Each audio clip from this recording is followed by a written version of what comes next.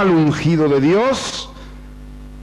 Y cuando llegó el momento y Saúl murió, ni aún ahí se alegró.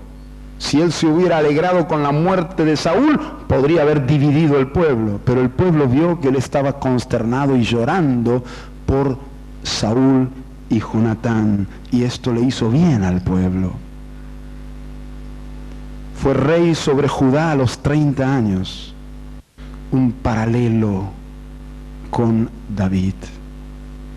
David sirvió a su generación conforme a la voluntad de Dios.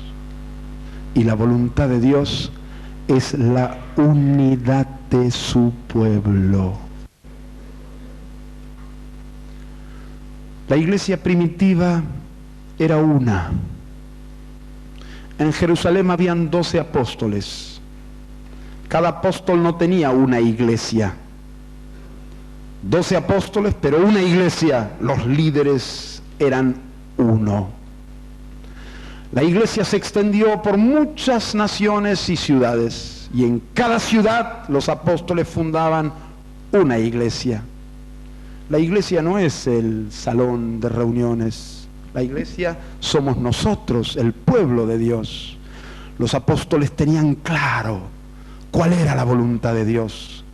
Cuando en Corinto había una amenaza de división, Pablo, que era el apóstol responsable por la ciudad de Corinto, urgente mandó una epístola diciendo: oigo que hay entre vosotros divisiones.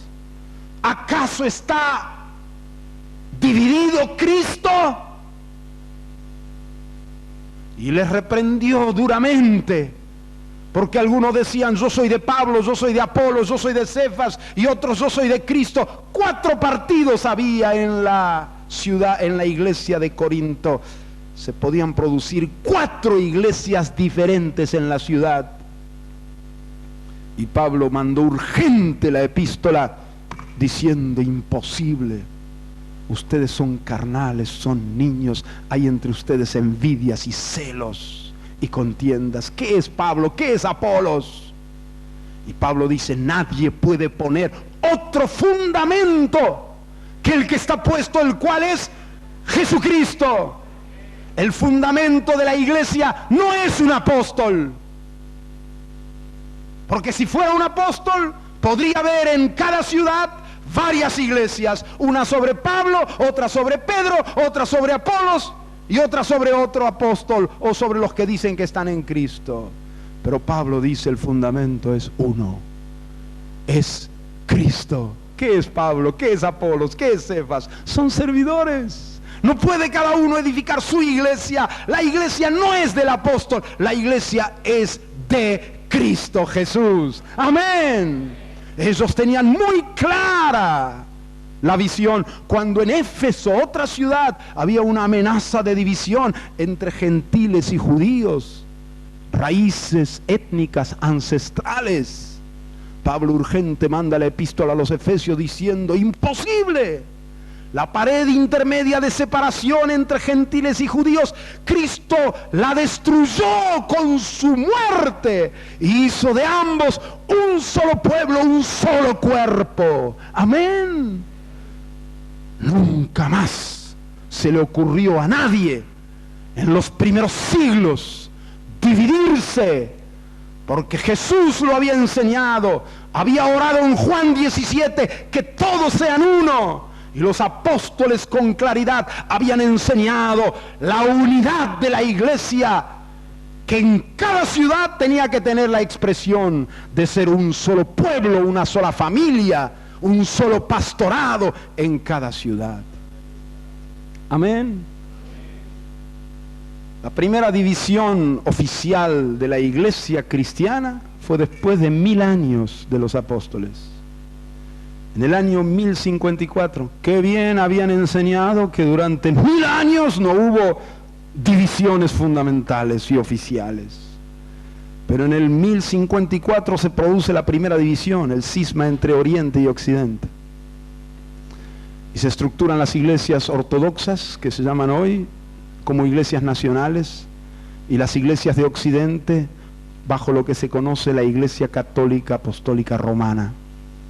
Las iglesias orientales se estructuran con una estructura nacional. Tenemos la iglesia ortodoxa rusa, ortodoxa griega, ortodoxa armenia, ortodoxa árabe, y así. En cambio, las iglesias de Occidente se nuclean bajo un solo obispo universal, llamándose Iglesia Católica Romana. Pero esa división fue más bien a nivel de cúpula, a nivel de estructura, pero no llegó a las bases, porque en Occidente estaban las iglesias católicas y en Oriente las iglesias ortodoxas. La división actual que tenemos del cristianismo, tantas denominaciones, tantos nombres, tantas divisiones, apenas data de unos 500 años. Cuando comienza la Reforma, y si Lutero pudo romper con Roma, porque no estaba de acuerdo, y creo que tenía razón, porque Roma se había apartado totalmente de la enseñanza bíblica. Así que surgió después otro que podía romper con Lutero, y surgió otro que podía disentir con el que disentía de Lutero, y surgió otro que podía disentir con el que disentía, con el que disentía con Lutero, y surgió otro que disentía con el que disentía, con el que disentía, y ahí tenemos la consecuencia. Hoy vivimos en un momento histórico trascendental. Escucha bien. De la Reforma hasta aquí, la historia triste de la iglesia es historia de divisiones y más divisiones, líneas divergentes. Cada cual puede levantarse y fundar su propia iglesia, su propia denominación, su propia misión y hacer la obra de Dios, y Dios bendice y todo va bien. Pero Dios, habiendo pasado por alto los siglos de nuestra ignorancia, manda ahora a todos los pastores en todas las ciudades del mundo que se arrepientan. No somos responsables directamente de la división existente. La hemos heredado, pero somos responsables en nuestra generación de no perpetuar las divisiones heredadas. Amén. Estamos en un momento histórico trascendental, donde las líneas divergentes tienen que quebrarse hacia líneas convergentes. Amén.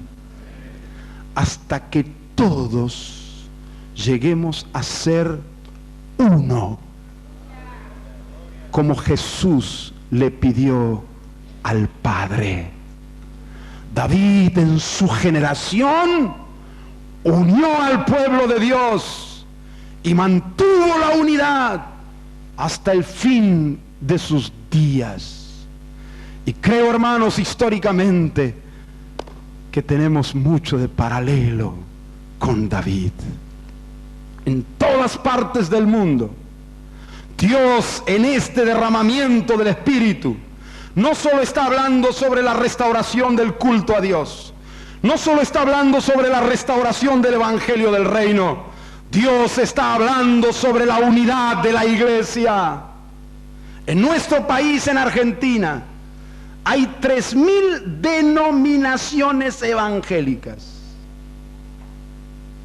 Las autoridades, el gobierno están confundidos, no nos entienden. Y dicen directamente: ¿a ustedes quién los entiende?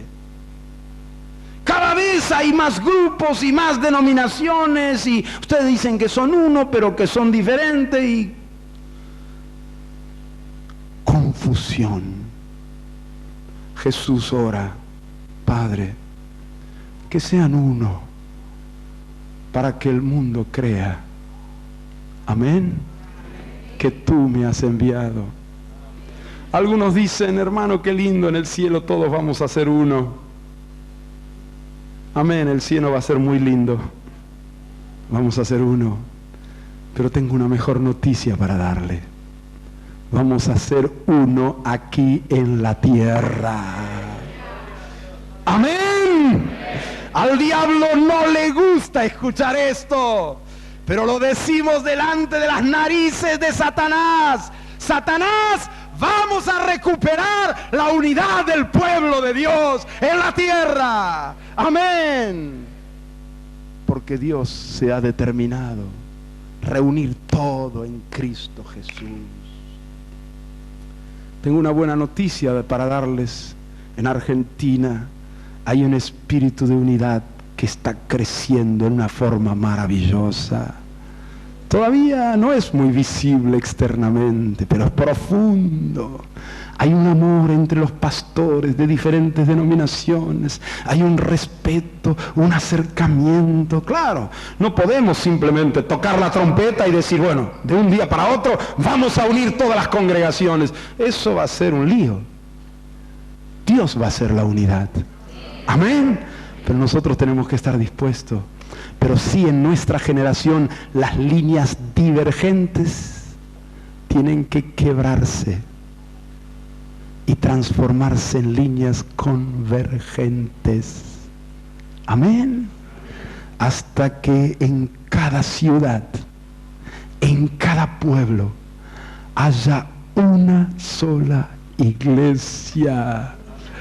La familia de Dios, el pueblo de Dios, la iglesia de Jesucristo, los pastores amándose y siendo uno, y todo el pueblo de Dios, uno aquí en la tierra para la gloria de nuestro Señor. Amén. ¿Tú crees que Dios podrá hacerlo? Oh, qué generación la nuestra. Ni te digo las cosas que vamos a ver en los próximos 10, 20, 30, 40 años. Vamos a ver cosas maravillosas. El anhelo de mi corazón es servir a mi generación conforme a la voluntad de Dios. Amén. ¿Es también tu anhelo? La última cosa que señalo de David. Qué cosa más hermosa esta que voy a decir. David fue el primero en toda la historia de Israel que conquistó toda la tierra prometida. David fue el primero que tomó toda la promesa de Dios, la plenitud de lo que Dios había prometido a Abraham, a Isaac y a Jacob. ¿Qué le prometió Dios? Desde el sur del desierto hasta el gran río Éufrates. Abraham no lo alcanzó. Moisés salió de Egipto, pero por la incredulidad del pueblo, 40 años dieron vuelta en el desierto. Esa generación incrédula no entró a la tierra prometida, murió en el desierto. Moisés tampoco entró a la tierra prometida por haber golpeado la roca 2 veces, cuando Dios la segunda vez le dijo, habla a la roca, y Dios dijo, no va a entrar. Y no entró. El que entró a la tierra prometida fue Josué, la nueva generación, que creyó a Dios y entró a la tierra. Dios le había dicho, desde el desierto hasta el gran río Éufrates, todo te doy, nadie te podrá hacer frente, solamente esfuérzate y sé valiente. Josué se esforzó y fue valiente, y su generación también. Pero Dios le dio una condición: todo lugar que pisare la planta de vuestro pie será vuestro. Y Dios fue fiel.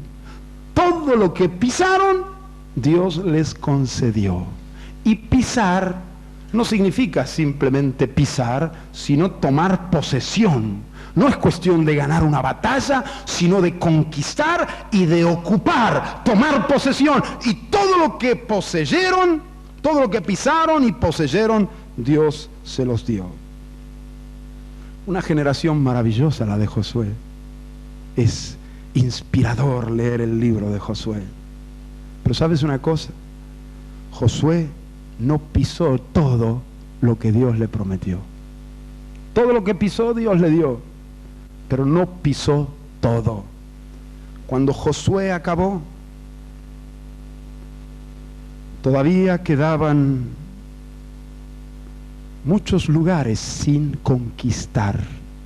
Los filisteos seguían en la costa. En el sur habían regiones donde habían naciones que habitaban, en el norte también, y metidos por allí también.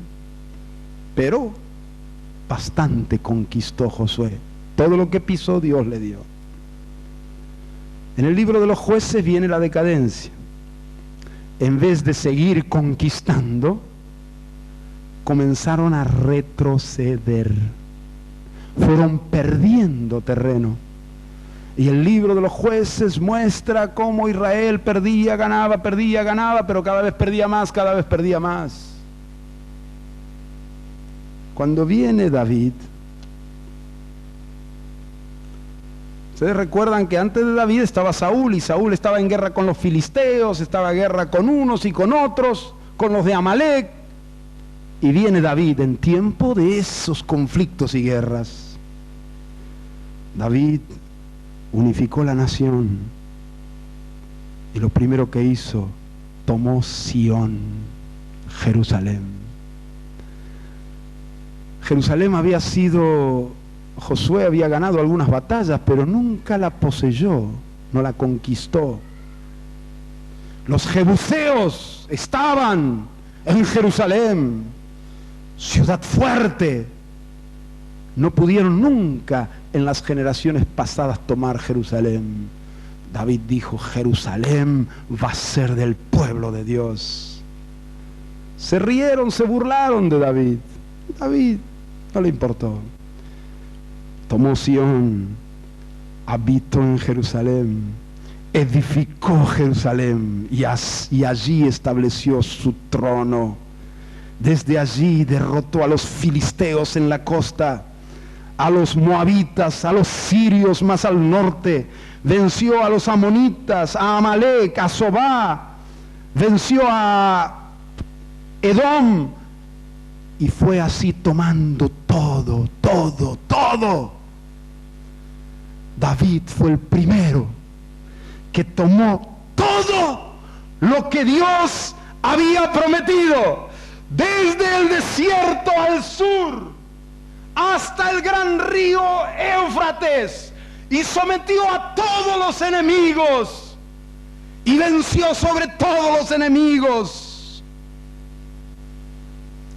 y aún traspasó los límites más allá. Aún David, un hombre según mi corazón, que hará todo lo que yo quiero. Aleluya.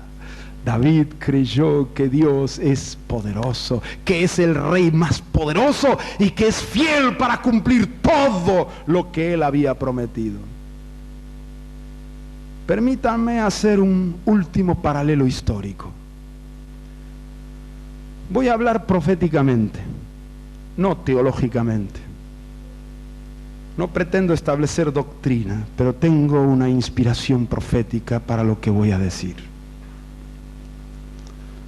Veo un paralelo entre la iglesia primitiva y la generación de Josué. Josué capítulo 1 me parece paralelo a Mateo capítulo 28. Toda potestad me ha sido dada en el cielo y en la tierra. Por lo tanto, id y haced discípulos a todas todas las naciones, y aquí yo estoy con vosotros. Paralelo con Josué 1, desde el desierto hasta el río Éufrates, nadie te podrá hacer frente, yo estoy contigo, esfuérzate y sé valiente, todo lugar que pisare la planta de vuestro pie será vuestro.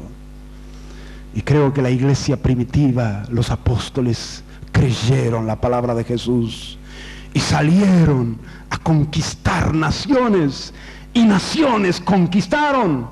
Muchos murieron, muchos fueron perseguidos, pero la iglesia siguió caminando, pisando y tomando ciudades y naciones y continentes, y el evangelio se extendió. Josué, generación gloriosa, la iglesia primitiva, generación gloriosa, tomando naciones y ciudades, y se extendieron.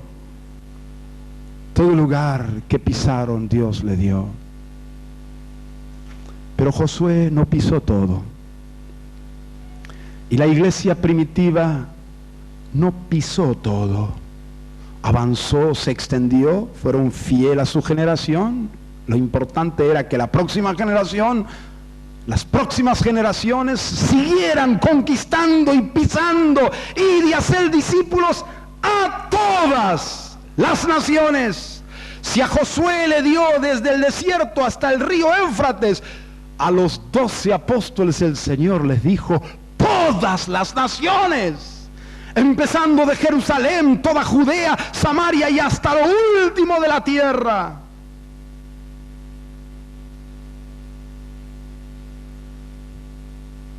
Los primeros siglos la iglesia creció y se extendió, pero luego viene el libro de Jueces. Poco a poco comienza la decadencia, y veo también un paralelo con la historia de la iglesia, con el libro de Jueces, hasta que llegamos a los siglos 12, 13, 14. El cristianismo oficial estaba tan mal, había tanta anarquía moral, espiritual, tanto pecado en lo que se llama cristianismo. Un obispo, en esos siglos, siendo obispo, por primera vez leyó la Biblia, y al leerla dijo: caramba, o esto no es la Biblia o nosotros no somos cristianos. La cosa estaba muy mal.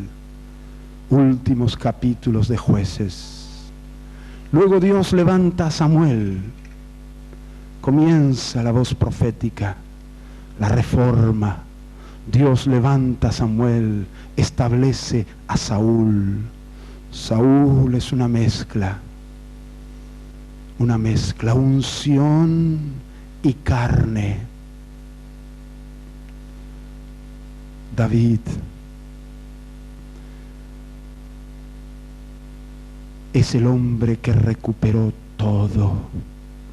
Y yo veo, hermanos, que la iglesia en los tiempos finales está llamada a recuperar todo lo que Dios prometió, y de hacer discípulos a todas las naciones. En los postreros días, dice Dios, derramaré de mi espíritu sobre toda carne. Cuando la maldad y el pecado aumentó, el profeta oró: Jehová, aviva tu obra en medio de los tiempos.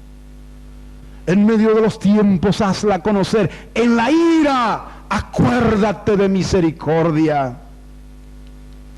Y queridos hermanos, nuestra generación está llamada a jugar un papel protagónico en la historia de las naciones. Dijo Jesús a sus discípulos: ustedes son la luz del mundo.